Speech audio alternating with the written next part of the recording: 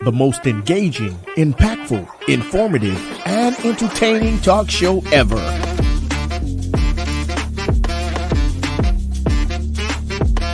Get ready to hear the voices of many local, state, and national artists, musicians, comedians, pastors, athletes, and politicians. It's time for South Florida Live with Jeffrey Brown.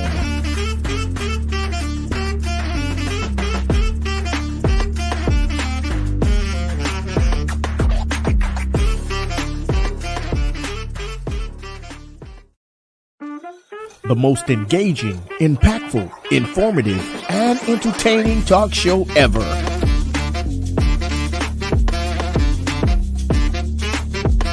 Get ready to hear the voices of many local, state, and national artists, musicians, comedians, pastors, athletes, and politicians.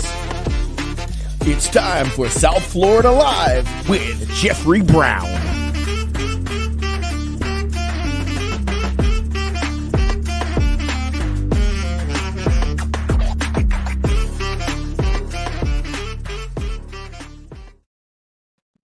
All right, it's that time. You know what time it is. Let's talk finance with the one and only Lisa Rogers Cherry, and it's that time. Come on. All right, Facebook family, YouTube. Come on, let's go.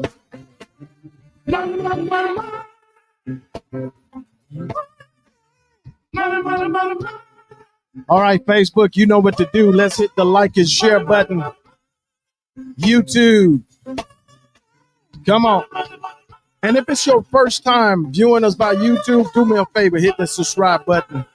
And after you do that, I need you to click on notification. Click all. That way you get notified every time we go live. But it's that time. And y'all, we got a special guest on tonight, so you don't want to miss it. Come on. Some people got to have it. Well, some people need it. Woo, listen to me now. Two things. All right, Facebook, let's go. I need you tagging and sharing on tonight. You don't want to miss it. We have a special guest going to be with us on tonight. Talking about cash, money.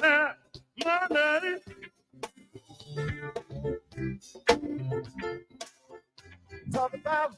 All right, it's that time. We're going to bring on my sister.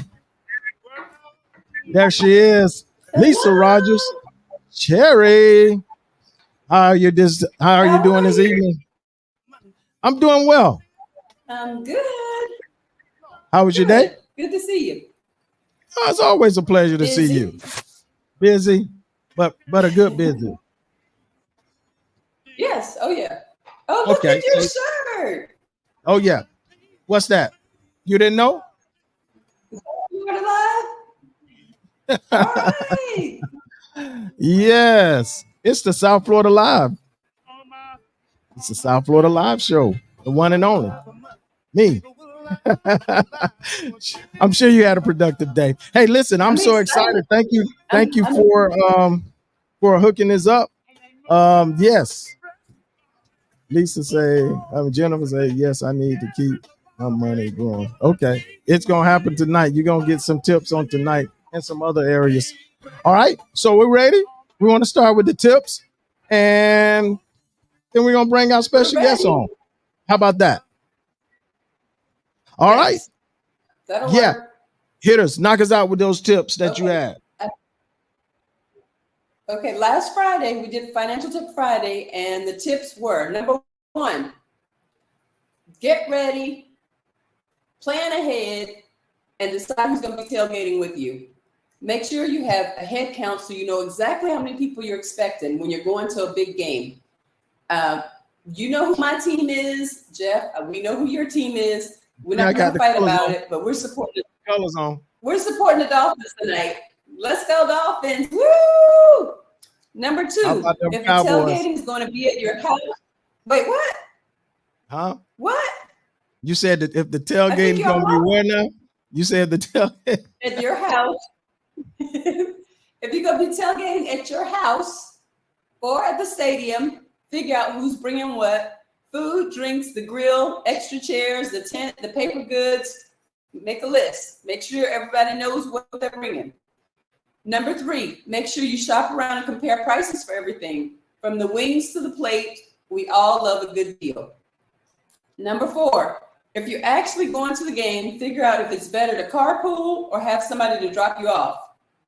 Number 5, check the weather before you go so that you dress appropriately. We know down here in South Florida, it's prone to rain, so bring your poncho.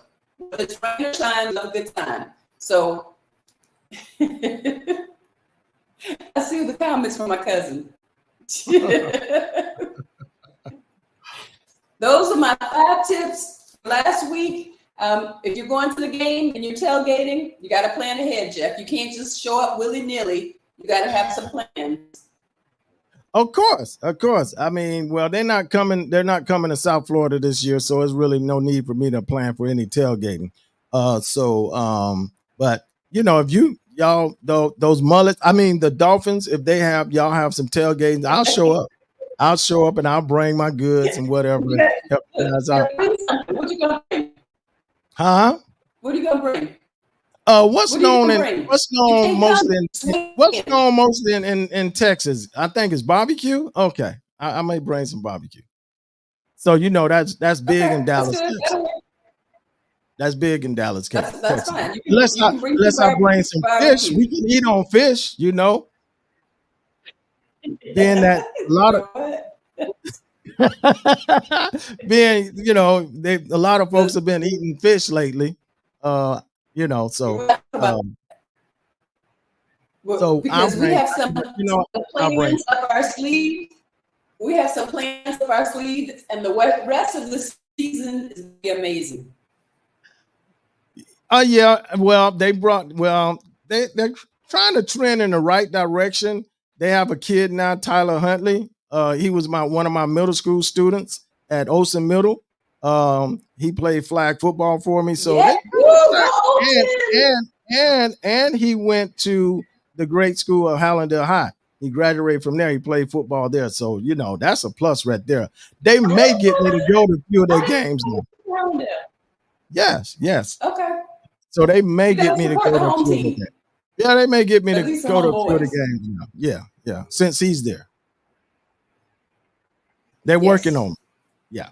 So, okay. Those are good tips. Hey, listen. But that is important though. Always, and also Lisa, they always bring rain gear. Yes. Rain gear. Because this is South Florida. You never know. You can get one from the Dollar Tree. Yeah. Take a poncho. Because you can't take an umbrella in the stadium. I used to stop by the Dollar Tree and dollar store and pick up a whole bunch of ponchos for those that wasn't thinking about it. So you got to do that. Right. Make sure you have everything on point, everything in place, even at home or even at the stadium. So those are good tips. Thank you for that. Thank you. Be prepared. Hey, listen. You got to be prepared. Got to be prepared. No more cake. Or Jeff is Jennifer say no more cake for me. It's for fish members only. Oh, really, Jeff? Come on. It's just a joke. Come on. I said I was going to bring fish. I think my whole family are Dolphins. Maybe one or two are not, but we ride hard for the Dolphins. I believe all of them are, because I remember when I came there, I had my Cowboy jersey on, and everybody looking at me funny. So, yeah. we have a few that are starting on the list this year. Kansas City for the past few years, including my mom.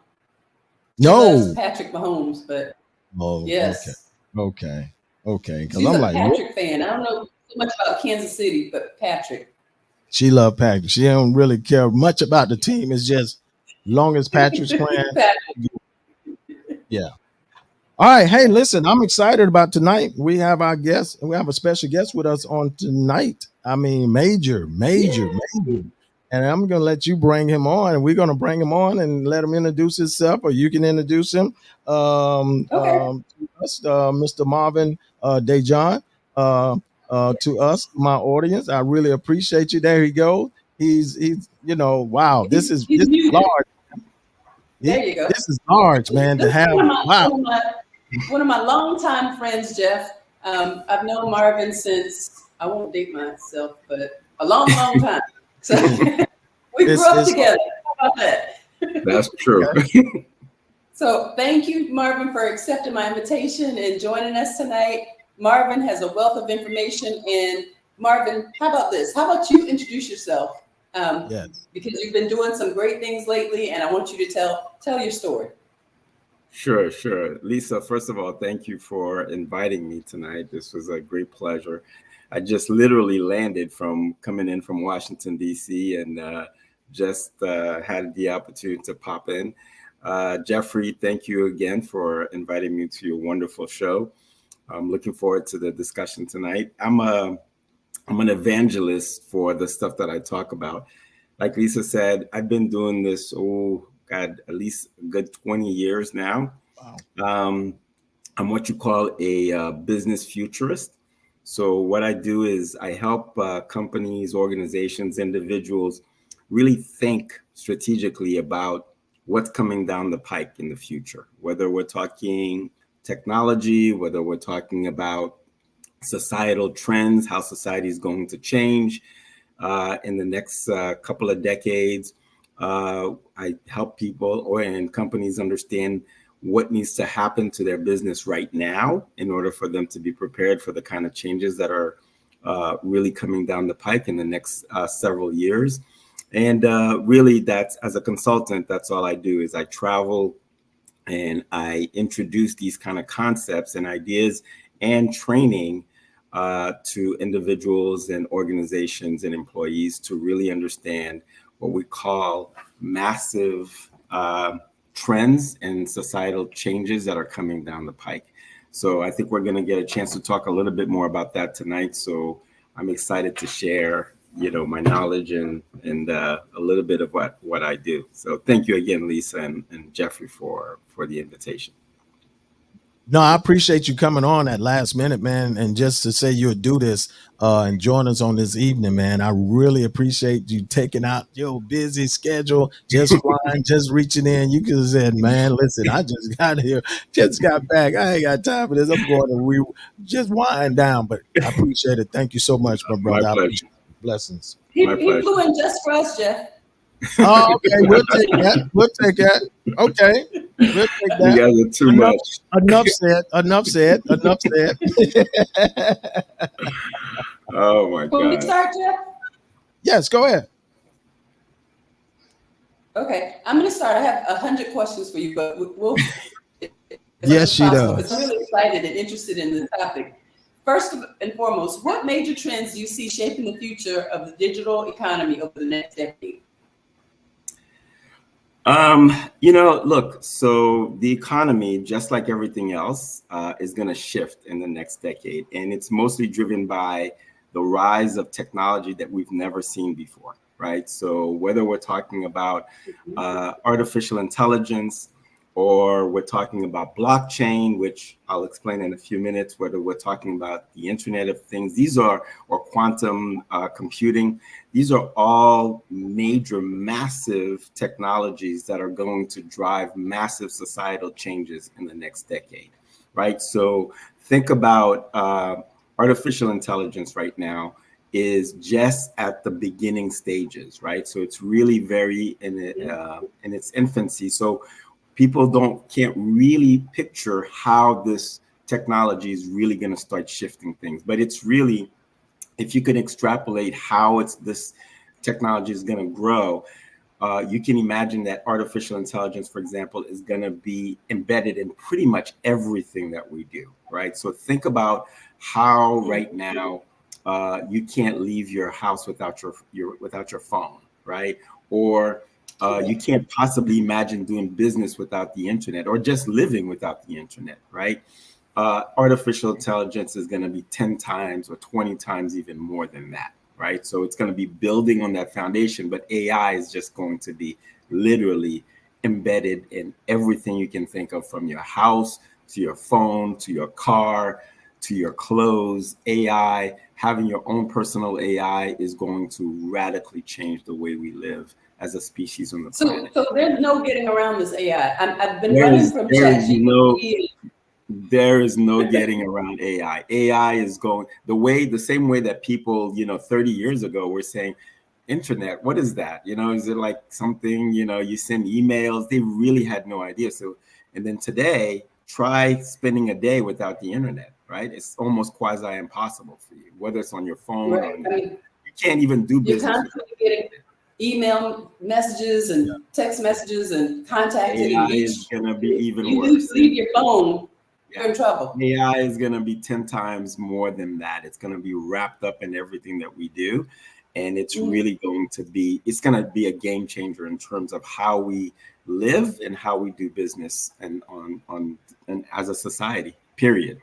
Now I saw something. I'm gonna inject because that I was just hearing something the other day at during the Emmys, and they were talking about AI and how AI was affecting them in the movies in that Hollywood area where AI was infiltrating a lot of the movies, a lot of the actors and voices and whatever. Now Yeah. they have reached out, or they're doing something now to try and block that or Yeah. stop that, where they can't do it or serve it. Is that possible? I know technology is high scale, but I don't know if you've heard about it, but is it even possible to try and block them from now, AI from now, interfering with what we sent with the movies? So listen, the reason that AI is going to be impossible to stop is because of the capacity of this technology, what it's going to be able to do. So, for example, you just talked about, in Hollywood right now, a lot of actors, a lot of writers, a lot of creatives are really afraid because they see the capacity. And like I said, AI is only at the infant stage, right? So if you can think about the early stages of the internet, when we had AOL, for example, right? It was like the dial-up and you had hyperlinks. That was very early stages internet. And people were excited, but the internet hadn't really reached its, zenith the way it is today. AI, if we were to compare AI today, think about AI at that level. That's how young AI is, and it's already showing its muscles, right? So you can imagine 5 years from now, 10 years from now, how AI is going to be able to do that. I literally was just reading earlier this week. I think it's Paramount just signed a deal with Sora, which is the AI for OpenAI that can literally do videos, very, very, like mind videos, right? So really now you're starting to see Hollywood starting to think, how can we start embedding this thing to replace the cost and the efficiency that we used to have to hire actors, hire writers, they're going to start decreasing their dependencies on these types of individuals and start replacing them with AI. And the biggest issue is that AI, once it starts doing that, it's going to be across any kind of business you can possibly think of. So people are going to be able to do a lot more with a lot less people. So Yeah, and I you think mentioned that. go ahead. I was going to say, Jennifer had a question, and my question is similar. What impact do you think it's going to have on the job industry? AI, I mean, replacing people, and will people be losing their jobs to technology? Yeah, I mean, so look, listen, it's almost similar to like the agrarian society is what I like to always talk about, right? So when that revolution happened, the industrial revolution happened, you saw massive amounts of people leaving farms, right? Because we'd been farmers and agrarian societies for thousands of years. And the industrial revolution literally shifted that, right? So people went into the cities, moved into cities, started working in factories. So, you saw the rise of mom and pop shops trying to keep up with the demand, but really the Industrial Revolution just totally eradicated or disrupted a way of life that people had known for thousands of years. Well, the digital revolution is about to do the same thing. It's already started doing the same thing. So we're going to see what I like to call a creative destruction of jobs that we've known to do for thousands of years. I'll give you a simple example. The other day, I got a card from a vendor that I've been using for, I don't know, at least a good decade now. It was business cards. They do high-end, very nice business cards. But I can't tell you the last time that I've gone to a networking event or I've gone somewhere where I'm passing my business cards. People are just pulling out their phones and they're saying, hey, are you on LinkedIn? Can I connect with you on LinkedIn? So that, just think about that. That particular industry is going to be inflicted a slow death, right? Nobody's going to be using. So how do they even pivot into something, whether or not they start pivoting into digital business cards? But even then, if you have the rise of your personal, what we call agents, right? Your AI agent on your phone, you won't even need to be scanning your phone anymore. You're going to be able to just press your phone with somebody else's phone, and those two AI agents just go ahead and absolutely, share your information with as many people as you want in that room in a matter of seconds. Right. So just think about one industry, and that's just one industry that is going to be impacted by the technology. The difference between the Industrial Revolution and the digital revolution that we're going through is the level of velocity, how fast it's moving. It is moving faster than we've ever seen before. And as a society, as a government, as business, we're not ready for this kind of stuff that at the speed that it's coming in. You just said something and it brought me back because I almost dropped my phone one day. I mean, literally about threw it down when I was next to someone that had an iPhone, and it was saying, it was like, could we like connect to each other? It was connecting to each other. And I'm like, whoa, I literally almost threw my phone down because I'm like, what is going on? So while you saying that now, only thing we have to do with our phone is just reach out and connect with people, because I use the dot for my thing, because I business card and all that. Now I just scroll up and I got the code, the what you call them code, and they scan it, and all my information is on there. Now I'm gonna ask you this: is that safe? Well, it's going to get safer and safer, right? So what's going to happen is, as this technology gets better and we get more interconnected, what's the rise of cybersecurity is going to get even better, right? So think about your digital identity is going to become an asset. It's going to be something that you carry with you. You're gonna make a decision of who you share your digital identity with and who you don't, right? So you can even see at some point in the very far future where digital identities or privacy becomes something that you purchase, because your identity is going to be pretty much everywhere, right? So if you want some level of privacy, if you want some level of levers where people can have access to some information but not others, you're going to see organizations, companies, platforms, softwares who are going to rise up and be able to give you that as a service, right? So that's the kind of stuff we're going to see where, the cybersecurity, whether it's biometric, we're probably talking fingerprints or even iris scanning, is going to really allow you to say, okay, I can share my biometric information with this organization or this company, or I don't want to share my biometric information with this, or even see in the future where we can see even biometric or digital identities. You can pretty much sell that, right? So you can see companies paying you or charging. You can charge for people to have access to your biometric information. So it's a very different world. Wow. Yeah, it's a very different world. We're seeing it coming down the pipe. So my question, Marvin, is how do common everyday people keep up with technology? I mean, it's hard enough to stay afloat with day-to-day living now as we know it, but with all these different, I mean, I know people who don't have Zelle, who don't have Cash App. I mean, you're talking next level stuff here.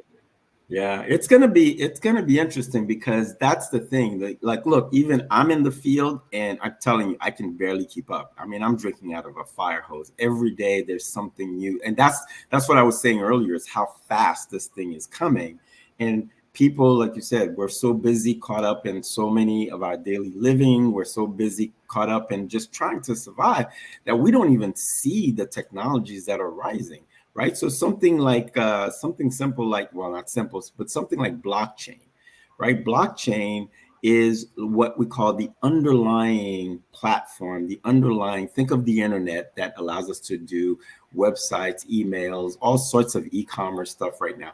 Blockchain is going to be that next level platform that allows us to do digital transactions, meaning monetary transactions. So when you talk about a cashless society or a digital currency society, whether we're talking Bitcoin or CDBCs, which are government owned digital currency, the blockchain is going to be that platform that is used to allow transactions. But it's going to be a platform that is 100 times faster than what we've ever seen before, right? So think about this. If you're doing a transaction right now, let's just say you're sending someone money or you're transferring money from one account to another, from one bank to another. Usually it takes about 3 or 4 days because it has to go through some kind of node that really verifies that your actual sender, that the person that you're sending to is the actual person. It takes at least 3 or 4 days before it even hits your account. In a blockchain, something like that is going to happen in a matter of seconds. But not only a matter of seconds, Wow.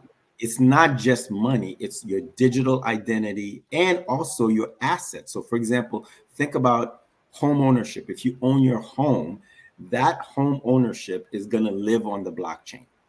So when you decide you want to sell your home, it's no longer going to be going through, say, the normal channel of a bank, or you can literally sell your home in the future. You'll be able to sell it in a matter of seconds. And the blockchain was going to What? identify your identity, the other person's identity, be able to identify that the person has the assets and the dollars to transfer, that the home belongs to you, that it's free and clear, Mhm. and that you can transfer. And the minute that you do that transfer happens in the blockchain and it lives on the blockchain forever. So you literally will be able to sell any asset that you have, physical or digital, on the blockchain in a matter of seconds. So Because Marvin, how much time do we have? How much time do we have to get ready? I mean, this sounds like it's this is already here. creeping up It's on us. already here. Yeah, they've already Yeah. started. Banks are already working with blockchain. We're starting to see certain things happening on the blockchain. Look, I would say within the next decade or so, we're going to see a completely different economy, a different society. Right now, these technologies are operating in silos, or they're growing in silos, right? So we're hearing about AI. You might hear about blockchain here. You might hear what's going to really be the tipping point is when we have convergence, when we have what we call super convergence of all these technologies meeting together and now interacting with each other. So a good example of that would be, think about all the different robots, the robotics that you're seeing on. Mhm. Now think about that robot now being really controlled or led by machine learning or by AI. So that means it's completely autonomous. So that's a convergence right there. Yeah. That's a convergence. So So those things are really going to change the game. so that means I I pulled up the blockchain. I pulled it up, Yeah. and so it's dealing with the Bitcoin, Bitcoin, uh, cryptocurrencies. cryptocurrency, Ethereum, Absolutely. Yep. and that area. So even that, we need to educate ourselves to the Bitcoin and Absolutely. and cryptocurrency. I mean, my son is in it. He wasn't trying to explain it to me, but I'm like, man, I'm not ready for that. But it's coming because at one time they were talking about that's the way that the NBA players were going to end up being paid Yep. by that way. mhm. So And that's look, the truth of the matter, whether you want to call it Bitcoin, you want to call it Ethereum, you want to call it whatever, CDBCs, the truth is the future of money is going to be digital currencies. more and more we're starting And to see fiat money just disappear. I saw that when I was in China last year. We paid for everything through our phone. I mean, there was no physical money. cards. Everything was on the phone. So Okay. we had to keep our phones charged to get into the hotel. We used the phone. It was a tap of the phone for the key. Everything was digital. If your phone is dead, you're out of gas. I mean, from the Uber to the hotel to the restaurants, everything we did was on our phones. That's exactly correct. I mean, think about it now. Every time you go to the Hard Rock Stadium to see them, the Dolphins, when you go to concession stand, what you do? Yep. You tap You have to use your phone. You tapping. No cash. No That's cash. everywhere now. That's like everywhere now. No cash. Everything is tapped.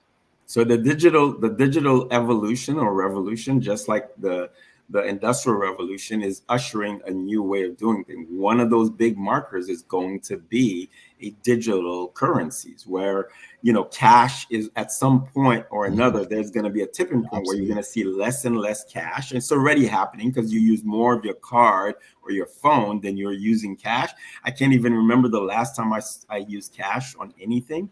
Can you remember the last time you wrote a check? So all of these things are slowly disappearing. The problem is going to be, well, I wouldn't say a problem. The challenge is going to be for people to really start understanding what does that mean for them, right? It's a very fast society.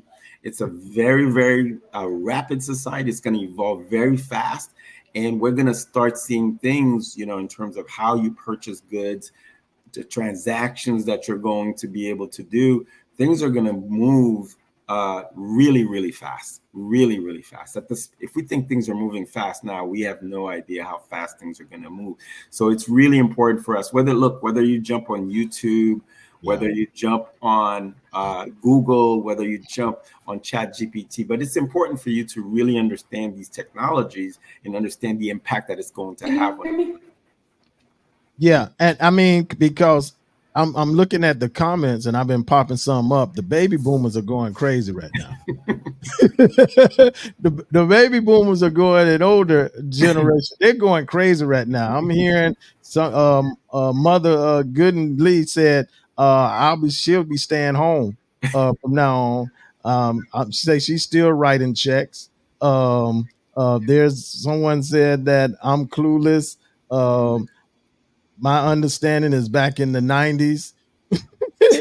But we have to have things like this and conversations like this to educate it and broaden even those in that area, in that generation, that just still want to write a check. I ran into a guy the other day at work and he was totally upset because he's like, it don't even make no sense to me to carry cash. I try and use cash and nobody accept cash. Everything is card. And I told him, I say, sir, be honest. I know our fathers and whatnot told us we should always keep money in our pockets. But now, in this generation, at this time, there's no need because everything is tap. Yeah. I mean, you're going to get to a point where everything is going to become, in terms of payment, is going to become digital, right? So whether you're talking about, using your phone or your card, or it's going to be where, like some of the people who are commenting, whether or not you receive Social Security payment, you receive child support payments, you receive any kind of payment, it's going to become a digital currency, whether or not they do direct deposit into your account. When you go out, whether it's to the store or whatever, you're going to see more and more signs saying we don't accept cash and you need to have either a card. For those people who don't have cards, they're going to start really slowly but surely introducing biometrics, where you see Amazon is already doing that, where certain stores, if you remember, and Amazon has opened some of these stores where you go in and you just shop, right? And you just put your stuff in your basket and there are cameras inside the store and you just walk out. But because your card and your account is already connected to Amazon, you don't need to pull out a card, you don't need to pull out a phone, and you get just charged for whatever it is you bought and you purchased. So that's the world that is emerging. very, very quickly. And, you know, the reason that I do this kind of work is because I can see that companies, governments, organizations, individuals, a lot of people are not ready for this kind of shift. And it's really, you know, just educating people and educating organizations on how to be ready for this thing. Because, you know, COVID was the first shot across the bow. COVID was the first shot across the bow that things can shift very quickly, and that if you can't pivot as an individual, as an organization, as a company, you can go under very quickly. The second shot across the bow was the rise of OpenAI and ChatGPT. That's the second shot across the bow. That just was one of those seminal moments that we're going to look back and say, when did things start shifting? Really, like it was in the social consciousness. That's two already major milestones that tell us that you know, things are changing. There's going to be more. There's going to be seminal moments where things are just like, okay, we know we're not in Kansas anymore, and that Elvis has left the building. Things are like, whoa, what is going on? Yeah, and it's gonna more and more. And then I tell people all the time, every year that goes by, it's almost as if like if you're a business or an organization and you don't start transforming, you're gonna fall 3 to 5 years behind, year after year, because that's how fast things are moving. Wow. So it's really something that as leaders, we really need to start educating our communities. We need to start educating individuals, organizations, companies, because this thing is coming. And when it does, that tipping point, it's gonna move much faster, and people are gonna have a harder time either pivoting or trying to catch up. Wow. Wow. Wow. Hey, listen, that's good. That's good stuff. This is good, man. I appreciate this. My pleasure. We gonna have to set up something for you to do some I know you probably already do workshops and sessions and stuff. But a lot of people, and I'm just thinking now, our older, uh Yes. our older generation, our seniors, Yep. they need to hear this. They need to prepare this unless they have someone that's close to them who can Yep. help them out. Yep. In what, say what you said, about 4 years now? Yeah. 4 years. Yeah. I mean, but every year you fail to transform, you're falling about 3 to 5 years behind. Yeah, every year it's gonna be real tough. It's going to get tougher and Yeah, tougher. Absolutely. tough. But I I have mean, one more quick question, Jeff, for Marvin. What would you say that the day in the life of someone using all these new technologies is going to look like for us, regular common folk? yeah, I mean, look, it's going to be, you know, like I said, a very different world. So you're starting to see the emergence of the contours of this new society. So think about someone who wakes up, let's say you have a job.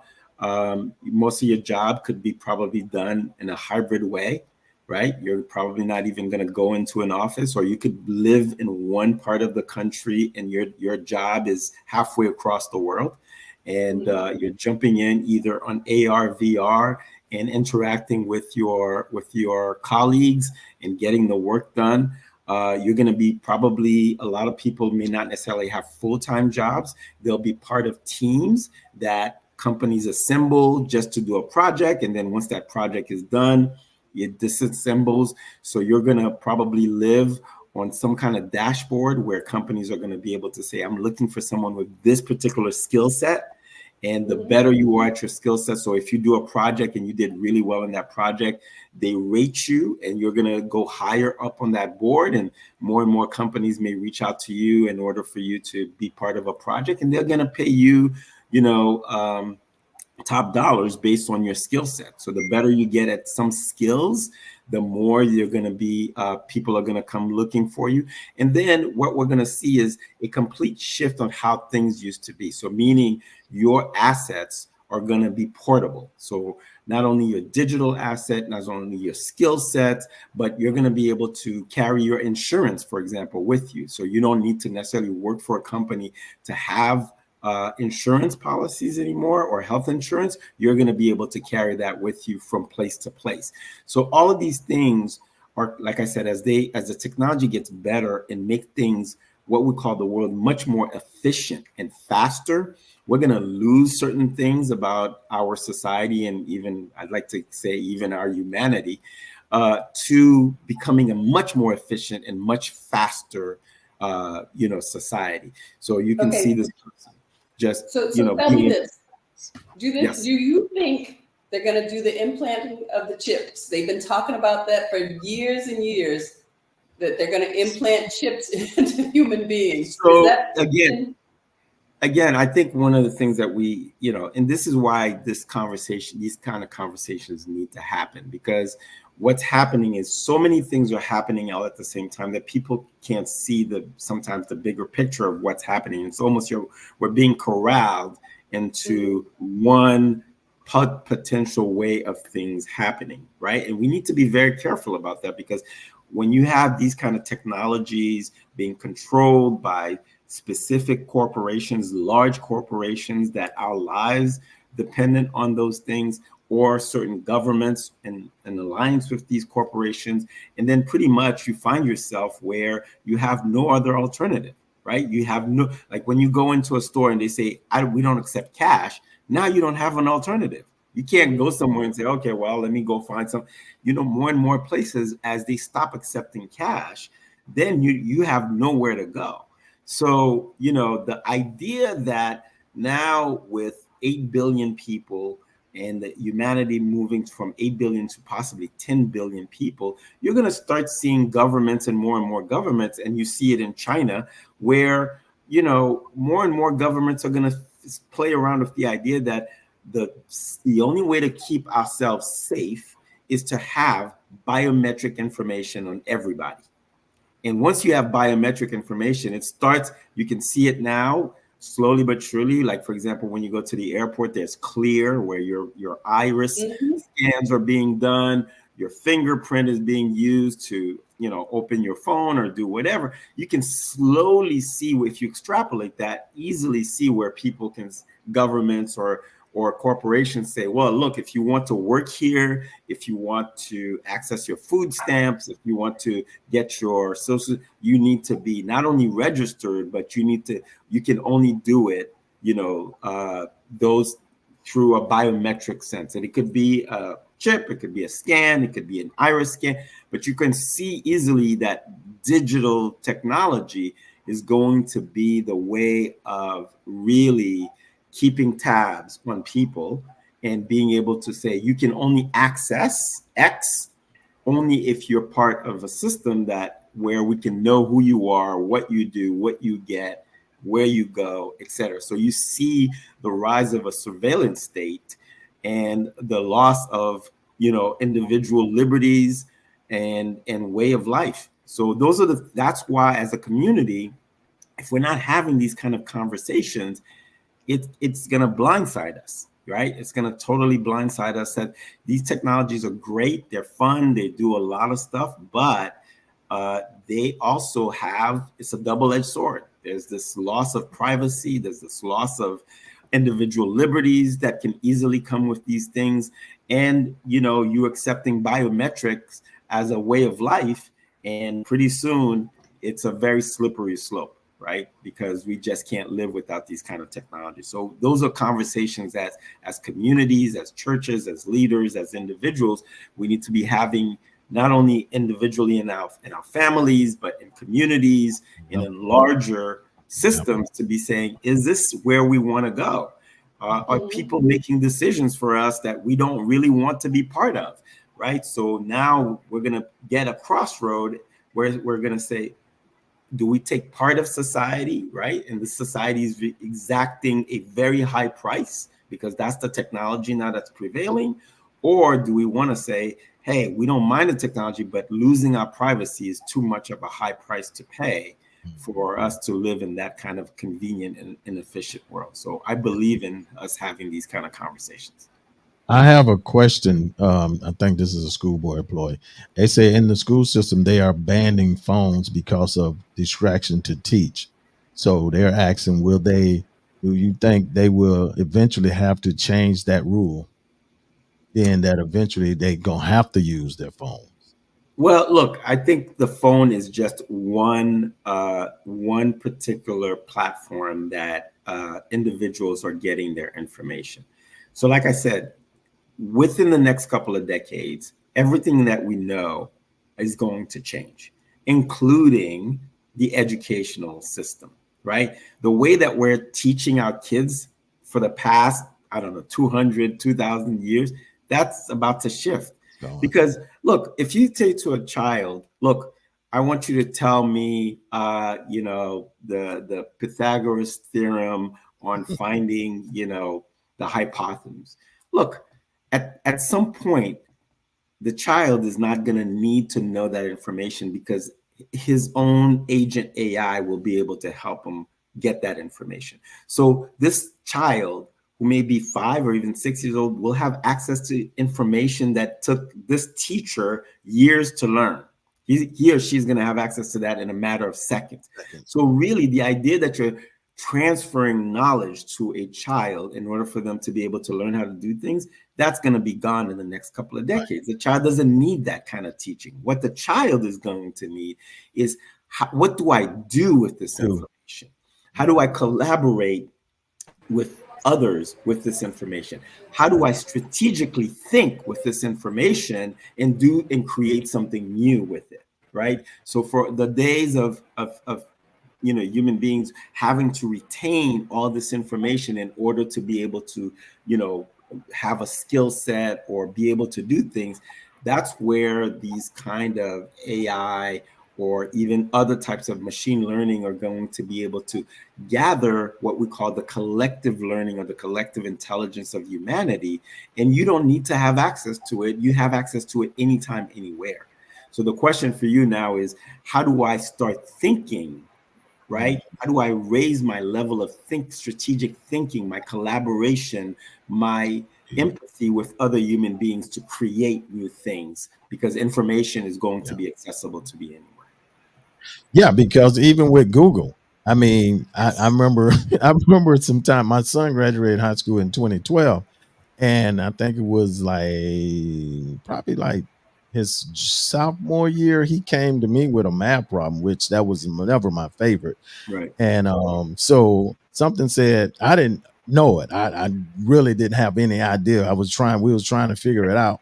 And something said, check Google. Yep. So we put the problem in Google. Yep. And Google showed us the breakdown, the answer, everything to it. So I told him after that, I said, I don't want to ever see you get nothing lower than a B in the math, bro. Here's Google. No, but like you said, but now, even though it was there, I told him you got to still learn how to, contain that and understand those steps and actually learn that. So I says, don't use Google just to get the answer, but you need to know it, because you never know when a teacher might tell you to come up and explain it.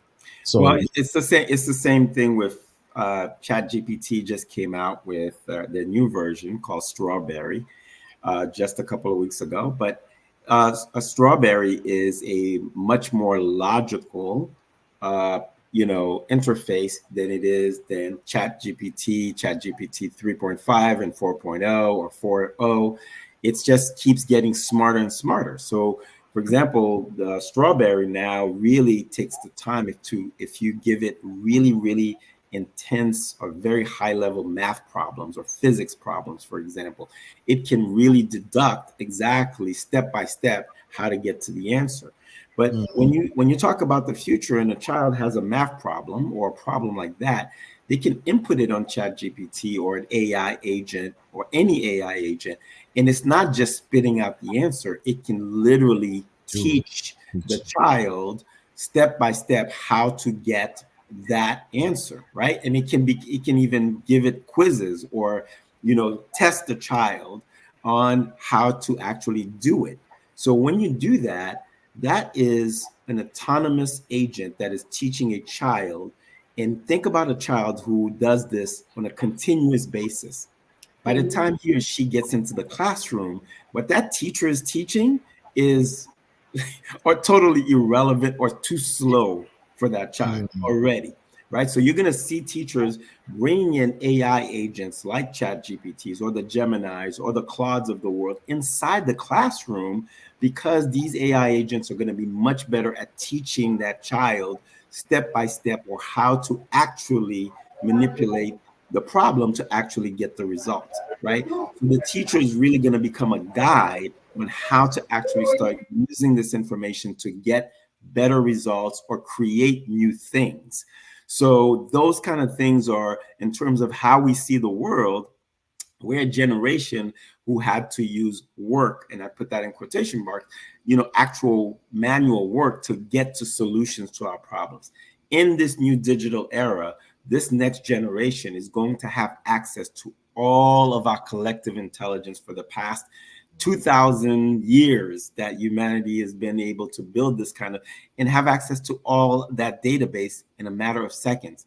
So really, any information that a child in the next 10 to 20 years is going to want access to, they're going to have access to it. The question is, how do they extract that data and really use their intelligence to really now use that information to do other things with other people or other groups, right? So that's a whole other level of education that we have not seen on this planet before. So again, how do we start preparing ourselves in this next generation to think critically much faster and much more intelligently than we've ever had as a species on this planet?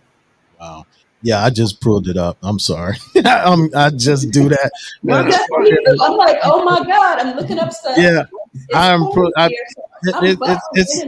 it's strawberry. This strawberry tech. It's something serious. It's very endowed with AI, and it's crazy how fast this stuff is moving, right? Because people are still thinking ChatGPT or ChatGPT 3.0. They're already at strawberry, and really ultimately where all these AI companies like OpenAI and Gemini and Microsoft are going is they want to get to what they call artificial general intelligence, right? It's AGI, and AGI is the AI that can really think on its own.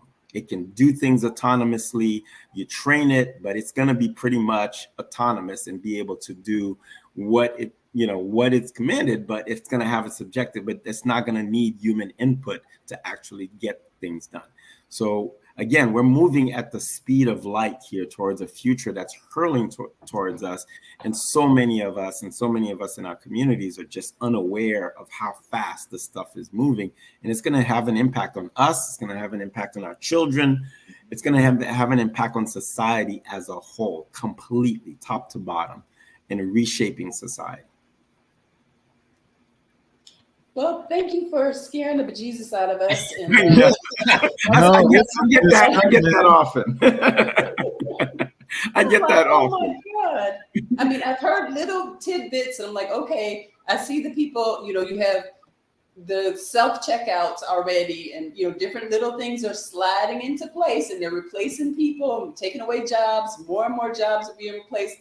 I'm seeing like automatic, the robots in hospitals delivering pills to patients. Yep. So the restaurants too. Restaurants. I saw it in the restaurant too. So ready or not, my mom said ready or not, it's coming. So we may as well get ready for it. And Mark, you are amazing. I mean, this is a lot of information we need to know. We need to prepare. So Jeff, with your permission, I'd like to ask to have Marvin back again. Y'all keep going if you want to. Ask a few more. I can't go no more.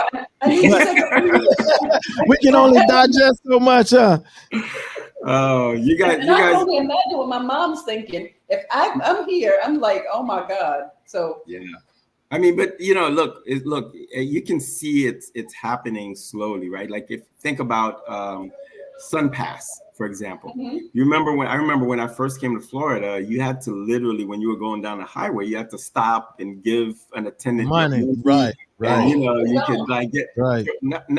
Tell me where all these attendants have gone, right? They've just totally disappeared. Yeah, they're gone. And it didn't just start to happen. They've been gone for a while now, a few years. They've been gone for a while. But you can easily see, for example, the same biometric information once it starts becoming on an individual basis. Like, for example, you can see things like TSA at the airport. where there's a complete need for individuals, because the AI or the technology is going to be able to scan you, be able to see what you're carrying, and be able to, and it's a free, and of course it's going to be like, oh, look, this frees people from this congestion of having to wait in a queue, and you just free flow. But again, it's very convenient, but it's a double-edged sword. What privacy are we giving up just to have that kind of convenience? And so you have to really think very thoroughly about these kind of changes and say, look, it's on one hand, it's very convenient, this phone of ours,